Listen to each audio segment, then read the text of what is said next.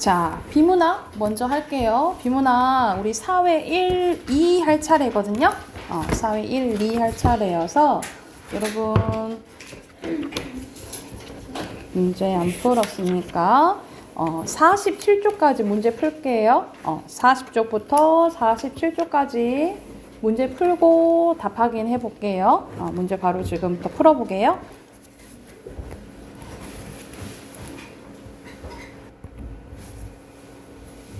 자, 같이 한번 봐볼까요? 시간이 좀 지나서 같이 한번 봐볼게. 자, 40페이지 보면은 우리가 노블레스 오블리주라는 이제 단어가 나오는데, 이거는 뭐 여러분 이제 도덕 시간에 뭐 여기 사회지문 얘기하지만 뭐 도덕 시간에 이제 나오기도 해요. 이제 왜 그러냐면 노블레스 오블리주는 무슨 뜻이냐면 높은 지위에 많은 도덕적 의무감을 일컫는 말이에요. 그래서 높든 낮든 사람들은 모든 지위를 가지고 이 사회를 살아가고 있죠. 그러나 노블레스 오블리주는 높은 지위를 강조하고 그것도 사회를 이끌어가는 지도층에 속하는 사람들의 지위를 강조합니다. 그래서 지도층을 엘리트층이라고도 하고 상층이라고 합니다. 또 부정적으로는 우리가 뭐 조선시대 보면 지배층 이런 거 있잖아요. 이렇게 부르기도 한다는 거죠. 그래서 노블레스 오블리주는 지도층의 지위에 많은 도덕적 양심과 행동을 이르는 말로 사회 중요 덕목으로 자주 인용이 됩니다. 그렇다면 지도층만 도덕적 의무감이 중요하고 일반 국민의 도덕적 의무감이 중요하지 않단 말인가? 물론 그럴 리도 없고 그렇지 않다. 다 중요하단 말이죠. 그렇죠? 도덕적 의무감은 지위가 높든 낮든 다 중요하다라는 거야. 사회는 도덕체계다라는 말처럼 사회가 존속하고 지속되는 것은 기본적으로 법 때문이 아니라 뭐 때문이요? 도덕 때문이라는 거지. 그래서 한 사회 안으로 수적으로 얼마 안 되는 지도층의 도덕성만은 문제될 수는 없다. 화합하는 사회, 인간이 존중되는 사회는 국민 전체의 도덕성이 더 중요하다 이 말이에요. 그런데도 왜 사람들은 노블레스 오블리주를 이제 강조하냐 이 말이야. 이유는 우리식으로 표현하면 윗물이 맑아 아랫물이 맑기 때문이다 라는 거죠. 여기서는 이제 우리 유명한 속담을 인용을 했네요. 그러니까 이건 무슨 말이야? 위에서 잘해야지 아랫사람도 잘한다 이 말인 거지, 그지? 그리고 서구식 주장으로는 지도층이 도덕적 지표가 되기 때문이래요. 그런데 우리식의 표현이든 서구식의 주장이든 이 두 생각이 사회에서 그대로 적용되는 것은 아니래. 왜냐하면 위가 맑아도 아래가 부정적인 경우가 비일비재 이런 얘기예요. 비일비재라는 것은 한둘이 아니고 많다 이런 뜻이겠죠. 또한 도덕적 실천에서는 지도층이 꼭 절대적인 기준이 되는 것은 아니다. 완벽한 기준은 세상 어디에도 존재하지 않는다는 거예요. 단지 건전한 사회를 만드는 데에 어느 방법이 높은 가능성을 지니느냐, 어느 것이 효과적인 방법이냐만 있을 뿐이다. 우리식의 표현이든 서구식의 생각이든 두 생각의 공통적으로 갖는 의미는 지도층 도덕적 의무감이 일반 국민을 도덕 체계 속에 끌어들이는 데 가장 효과적이고 효율적인 방법이라는 것에 있다라는 거죠. 그래서 노블레스 오블리주를 강조한다 이 말이야. 그러니까는 다 그런 건 아니지만 위에 사람이 잘해야지 아래 사람도 잘 따를 가능성이 높다라고 얘기를 하는 거죠. 그죠? 그런데 우리는 어떠한가? 왜 그러니까 우리 한국 사회 얘기하는 거예요? 우리 사회 지도층의 상당수는 도덕적 상층이라 불리지 못하는가? 노블레스 오블리주가 이 사람이 봤을 때는 우리 사회에서는 없다라고 보는 거야. 선진국 사회 상층과 우리 사회 상층은 어떤 차이가 있는가? 선진국 사회 상층은 우리 사회 상층과 달리 도덕적 상층이라 불립니다. 이들 사회는 상층은 재산과 권력 그리고 위신만 높게 가지는 것이 아니라 도덕적 수준 또한 그들 국민에 비해 상당히 높은데 이 점이 선진국 사회 상층이 존경받는 상층이 되는 이유입니다. 그러니까 여러분 그렇게 들어봐도 우리가 막 예를 들어서 미국 그 부자들 보면은 예를 들어서 우리는 보통 부자들은 자기 자식들한테 막 물려주려고 막 하잖아요. 그렇죠? 그런데 거기서는 자기가 이제 죽으면 재산 사회에 환원한다든가 뭐 이런 이제 대표적인 모습을 많이 보여준다 이 말이죠. 아니면 기부를 많이 한다던가 이런 것들이 존경받는 이유라고 보시면 되겠죠. 이에 비해 우리 사회의 상층은 돈과 힘과 높은 지위를 가지고 있어도 도덕성이 떨어진다는 소리를 듣습니다. 우리 사회 상층은 존경받는 상층이 되지 못하는 이유가 여기 있는데 존경은 고사하고 일부 지도층은 지탄, 오히려 비판을 받는다라는 거죠. 우리 사회의 혼돈과 무질서, 계층적, 지역적 갈등의 원인을 지도층에서 문제를 찾는 사람이 많은데 이유가 바로 나와요. 여기 밑줄 그어놓으시면 돼요. 도덕성이 떨어지는 사회 지도층이 일반 국민에게 신뢰감을 주지 못하기 때문이라는 거지. 다시 말해서 사회 지도층의 지도를 부족해서라기보다는 도덕적 긴장감과 도덕적 의무감이 떨어지는 사회 지도층 때문에 행동 때문이라는 거죠. 그러니까 우리가 여러분도 알잖아. 여러분도 어른이라 해서 다 존경받을 만한 사람이 아니 어른들도 있잖아요. 그렇죠? 그래서 마찬가지라는 거지. 우리가 똑같이 뭐 선생님이라고 해도 저 선생님은 별론데 이런 식으로 잘 따르는 존경할 만한 선생님이 있는가 하면은 아닌 선생님도 있을 수 있잖아. 그러니까는 지도층도 마찬가지라는 거야. 되게 존경받고 따를 만한 사람이면 당연히 따를 텐데 그러지 못하는 사람이 있기 때문에 사람들이 그러지 못한다라는 이제 내용이 담겨져 있죠. 그래서 우리 사회의 발전을 위해서는 노블레스 오블리주가 덕목이 자리 잡아야 된다라는 내용이라고 보시면 돼요. 해당하는 문제 답 확인해 볼게요. 1번 보면은 적절하지 않은 거. 자, 여기서는 해당한 질문 답이 맞는지를 봐야 되는데 알맞지 않은 것은 여기서는 역사적으로 완벽한 기준이 되어 있어요. 완벽하진 않지만 그럴 가능성이 많으니까 노블레스 오블리주를 강조한다 했잖아요. 그치? 3번이 잘못됐네요. 그리고 2번에 비유적으로 가장 적절한 것은 뭐야? 위에서 잘해야지 밑에 사람 잘 따른다는 소리잖아요. 그쵸? 그러면 1번이겠죠? 같은 말을, 그지? 자, 뒤에는 해당하는 거, 빈칸 찾는 거네요. 뒤에 맞는 도덕적. 그리고 여러분 한 줄 더 있죠? 그것도 밑에도 도덕적이라고 보시면 돼요. 공통적인 도덕적이고요. 2문단의 국민, 그리고 3문단의 효과적 또는 효율성 써도 맞아요. 효율적 써도 맞아요. 그리고 4문단의 상층, 그 다음에 지탄이고요. 그리고 5문단의 발전입니다. 오니요? 쓰나요? 확인했나요?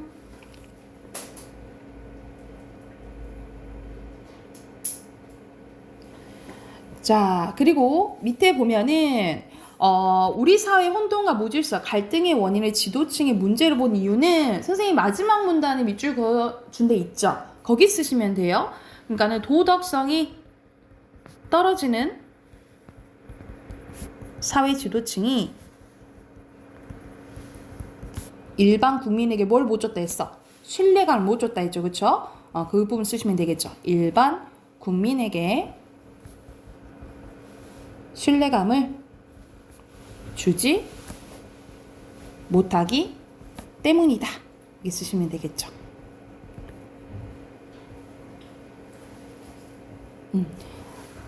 마지막 문단에 선생님이 밑줄 그으라는 부분 있잖아요. 거기 참고해서 해서 쓰시면 돼요. 그리고 3번에 빈칸은 존경, 도덕성, 나 오른쪽에 존경입니다.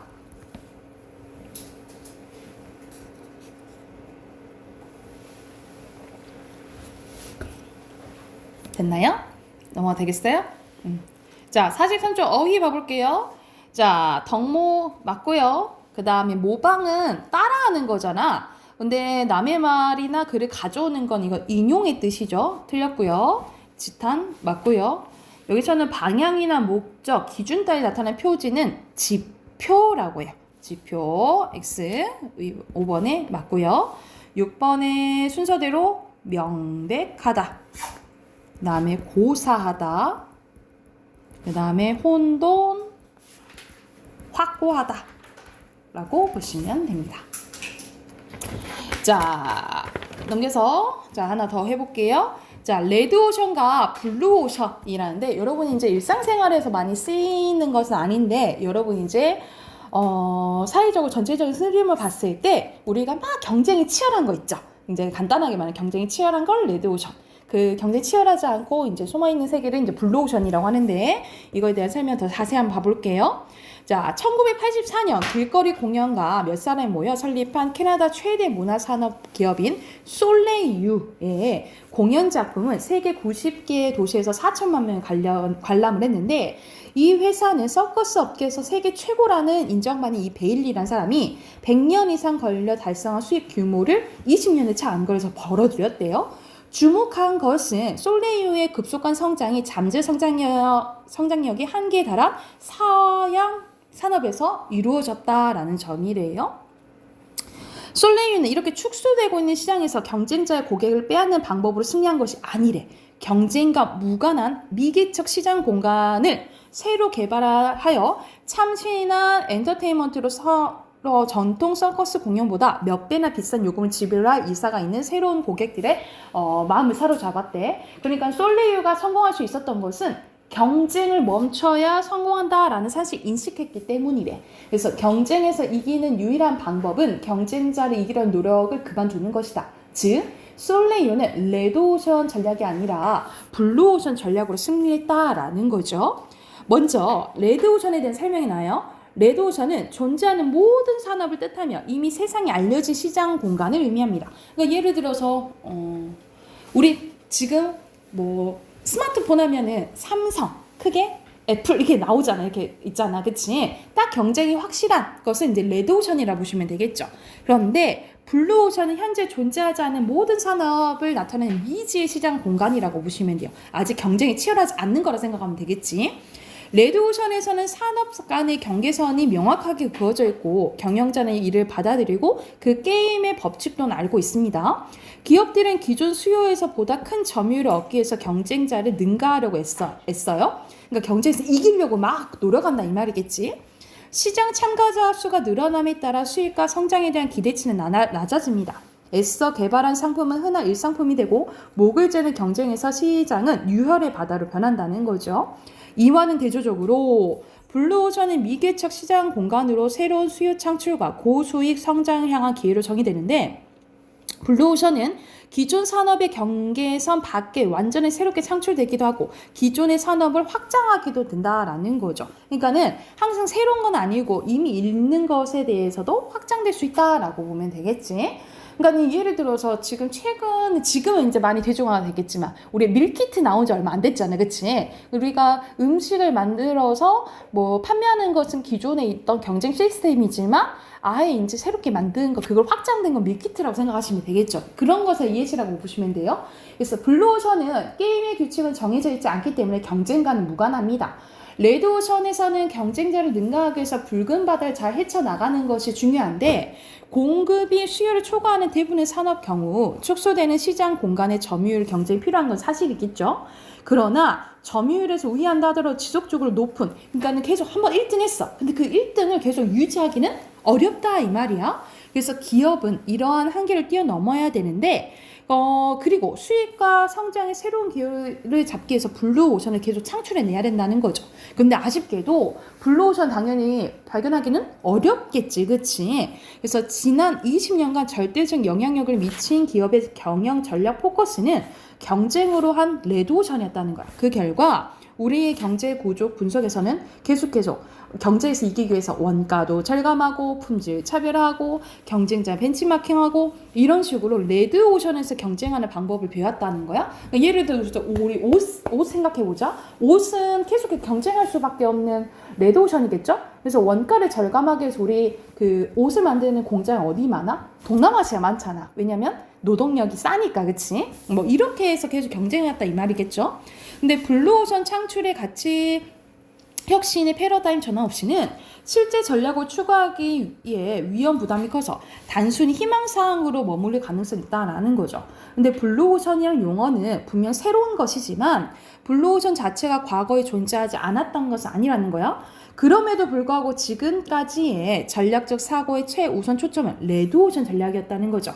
이제는 레드오션이냐 블루오션이냐 결론을 내려야 되는데, 세계 시장에서 남기 위해서는 경쟁사를 이기는 데 포커스를 맞추지 않고 기업 가치를 비약적으로 증대시켜 가치를 막 올려야 돼. 그리고 비용은 절감함으로써 시장 경제에서 자유로워지고 이를 통해서 새로운 시장 공간을 창출하는 비즈니스의 새로운 세계에 탁월한 힘을 발휘할 때래. 그러니까는 지금 레드오션만 있을 줄 아니고 계속 블루오션도 해야 된다라는 거죠. 그럴 때는 어떻게 해야 돼?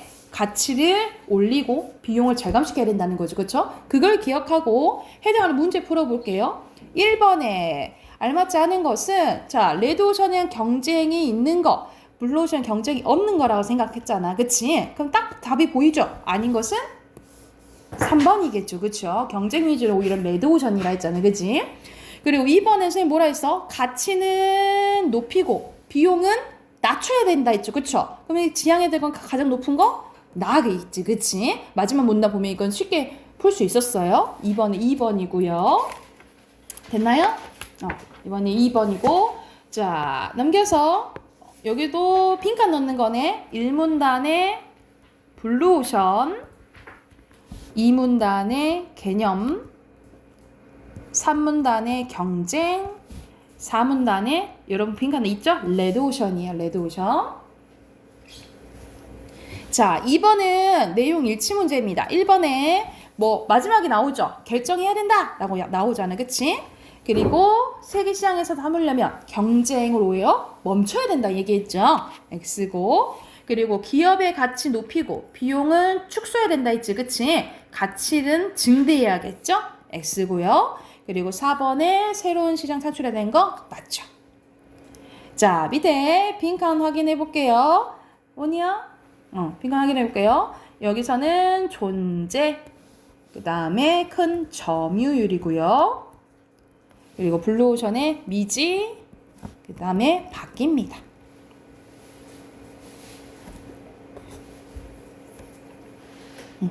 됐을까요? 자, 그 다음에 어휘 봐볼게요. 순서대로 유혈, 잠재, 인식, 사양, 미지고요. 그리고 밑에는 순서대로 디귿, 리을, 니은, 기억 이렇게 하시면 됩니다. 됐을까요? 오케이. 그러면 우리 저번 시간에 문법을 진도를 못 나가서 문학도 못하기도 했는데 우리 문법 우선 해봅시다. 문법 책 꺼내세요.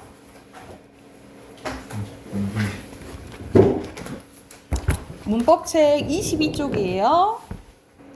문법 시작할게요. 선생님 표시를 안 해놨구나. 22쪽이라 했죠? 자, 우리가 의문 배웠고, 선생님, 의문은 선생님이 다음 주에 월말평가 볼 때, 다음 주 화요일 날 월말평가 볼 거거든요. 그때는 의문, 자음과 모음에 대해서만 20문제 볼 거예요. 그래서 선생님이 다음 주 공부해오라고 다시 한번 얘기해 줄게요. 그리고 오늘은 그냥 진도 쭉 나갈게. 자, 오늘 배울 부분은 음절의 끝소리 규칙인데, 음절의 끝소리 규칙은, 자, 뭐 생각하시면 되냐. 먼저 의문의 변동을 봐야 돼. 우리가 앞에서 의문 배웠지, 그치? 의문은 자음, 모음 생각하면 되는데, 의문 변동은 자음이나 모음이랑 모음이, 또는 자음과 자음이 만나서 변하는 현상을 변동이라고 해요. 의문과 의문이 만나서 변하는 현상을 변동이라 하는데, 이 변동 현상 크게 4가지가 있습니다. 교체, 축약, 탈락. 이렇게 교체는 말 그대로 바뀌는 걸 얘기하고요. 축약은 줄어드는 거, 탈락은 말 그대로 빠지는 거, 첨가는 들어간 현상이라고 보시면 돼요. 그래서 이렇게 크게 4가지 현상이 일어나는데 교체 현상이 가장 많아요. 그래서 교체를 절반 정도 하면 거의 절반 끝난다라고 생각하시면 돼요. 교체를 하면 거의 절반이 끝난다라고 생각하면 돼. 그래서 오늘 이제 배울 음절의 끝소리 규칙이 이 교체에 속한다라고 생각하시면 되고, 선생님 그러면 의문의 변동 현상은 왜 일어나나요? 쉽게 말하면 발음을 말 그대로 쉽게 하기 위해서, 발음을 편리하게 하기 위해서 일어난 현상이 의문의 변동 현상이라고 보시면 됩니다. 그래서 오늘은 이제 이 음절의 교체 중에 음절의 끝소리 규칙을 할 건데, 자, 음절의 끝소리 규칙은 어떤 현상이냐면 우리가 한 글자가 있다 해봅시다. 우리가 이 첫 번째 오는 것을 초성이라 하고요. 요 가운데 오는 것을 중성이라고 하고, 이렇게 받침에 오는 것을 종성이라고 하거든요. 그래서 한 글자 우리가 이걸 우리 발음할 수 있는 단위는 음절이라고 하는데 이 음절은 초성, 중성, 종성으로 이루어진다라고 보시면 돼요. 그런데 이 받침이 오는 이 종성 있죠. 이 종성에 우리가 쓸 때는 상관이 없는데 발음했을 때 올 수 있는 게 이 7개밖에 없다라고 보시면 됩니다. 그게 가느다란 물방울 이 7개라고 해서 자, 같은 말로 뭐라고 하냐면 이걸 7종성법이라고 해요. 7종성법. 같은 말로 음절의 끝소리, 받침 규칙이라고 생각하시면 됩니다. 그래서 쓸 때는 상관이 없어. 쓸 때는 상관없고 발음했을 때 이 7개 중에 하나로 바뀐다라고 생각하시면 돼요. 7개 중에 하나로 바뀐 현상을 음절의 끝소리 규칙이라고 하는데 자, 이게 정리된 게 밑에 있어요. 자, 뭐 헛받침이나 쌍받침이 나오는데 헛받침은 받침이 하나 오는 것을 헛받침이라고 하고요. 그리고 똑같은 게 2개 오면은 쌍받침이라고 해요. 그래서 자, 쌍기역 이런 게 쌍받침이겠지, 그치? 쌍받침, 쌍기역, 키읔은 기역으로 발음 나고요. 그리고 디귿으로 발음 나는 게 가장 많아요. 티읕, 뭐 쌍시옷, 시옷, 지읒, 치읒, 뭐 히읗도 추가적으로 히읗도 디귿으로 발음난다라고 보시면 되고요. 그래서 여기 봐봐. 히읗, 으스로 발음해. 히읗이 아니에요. 히읗으로 발음나요. 그리고 피읍도 비읍으로 발음납니다. 이런 식으로 자, 쓸 땐 상관없지만 발음할 때 이것 중에 하나로 바뀌는 현상을 뭐라고 한다고? 음절의 끝소리 규칙. 음절의 끝소리 규칙이라고요. 같은 말로 7종성법이라고 보시면 돼요. 자, 그런데 밑에 자, 이런 식으로 그래서 우리가 2학년 때 시험 봤잖아, 그치? 우리가 표기 발음할 때 이 시험을 봤었죠. 헛받침이나 쌍받침이 모음으로 시작하는 조사나 어미 이럴 때는 의미가 없는 선생님이 형식형태소라 했죠. 형식형태소와 결합하는 경우에는 음절의 끝소리 적용돼 안 돼? 적용되지 않고 그냥 연음된다 했지. 그래서 대표적인 예시가 나오죠. 옷 플러스 을은 여러분 조사잖아. 의미가 없는 조사가 왔을 때 형식형태소 왔을 때 그냥 시옷이 디귿으로 바뀌어요? 안 바뀌죠? 그냥 연대서 옷을 해서 바뀌고 연대서 발음되고 그리고 아는 어미죠. 이렇게 모음으로 시작하는 어미가 왔을 때 자, 쌍기역은 기역으로 안 바뀌고 그냥 연음돼서 어떻게 발음되는 거야? 까까 이렇게 발음된다라는 거죠. 그래서 여기서 뒤에 모음으로 시작하는 조사나 어미가 왔을 때는 음절의 끝소리 규칙이 적용된다 안 된다? 안 된다. 이거 기억을 하시면 되고요. 자, 밑에는 겹받침의 발음입니다. 겹받침은 서로 다른 받침 왔을 때 겹받침이라 하거든요.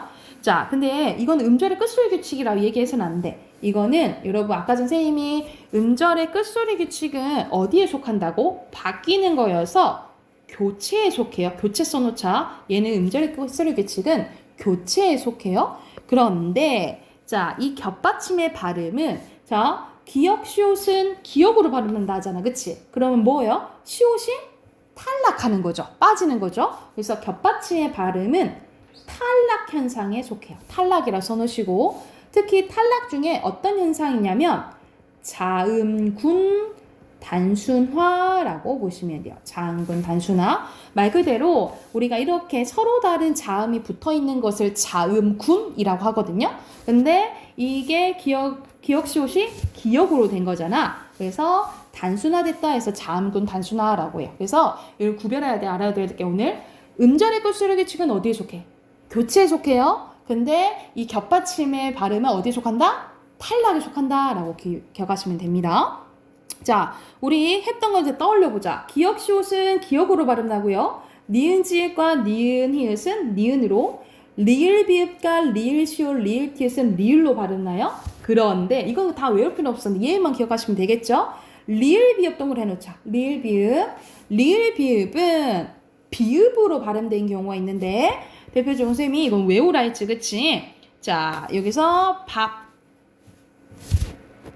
넙인데 이거는 조금 잘못 나왔어. 여러분 넓다는 리을 비읍 중에 리을로 발음돼요. 이건 써놓자. 넓다야 넓다. 그런데 비읍으로 발음되는 게 4가지 있다 했죠. 비읍으로 발음된 거 외우라고.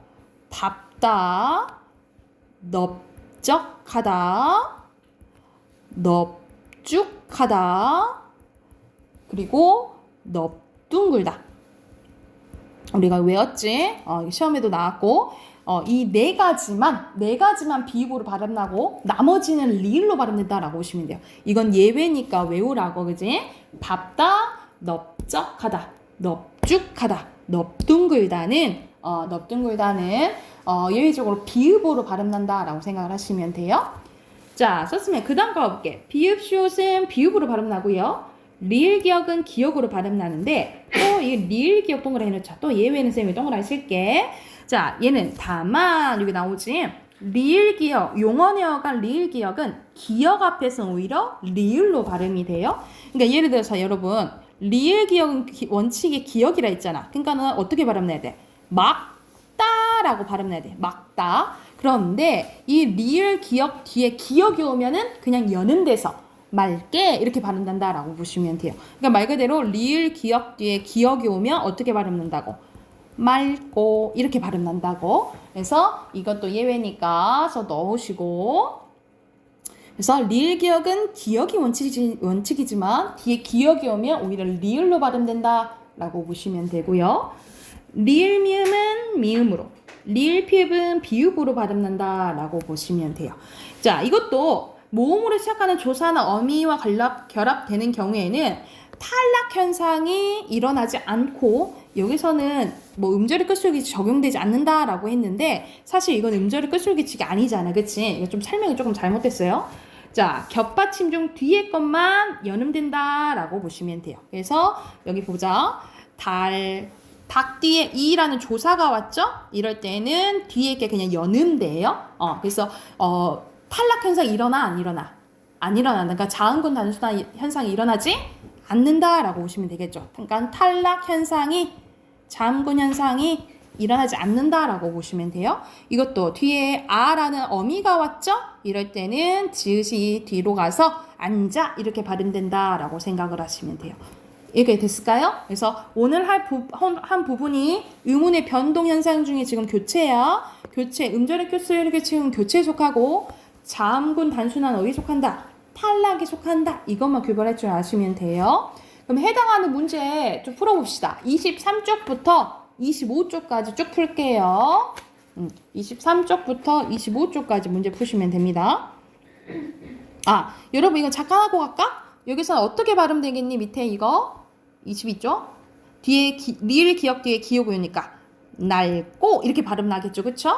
그리고 여기서는 리을 기억 선생님 이거 리을 기억 뒤에 기억에 오니까 뭐야 이거 달과예요?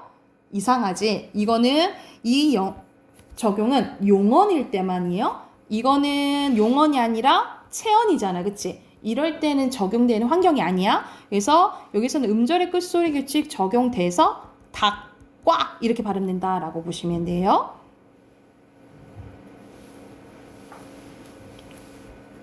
자, 그러면 23쪽부터 문제 풀어볼게요. 23쪽부터 25쪽까지 문제 풀어볼게요. 지금 풀어봅시다.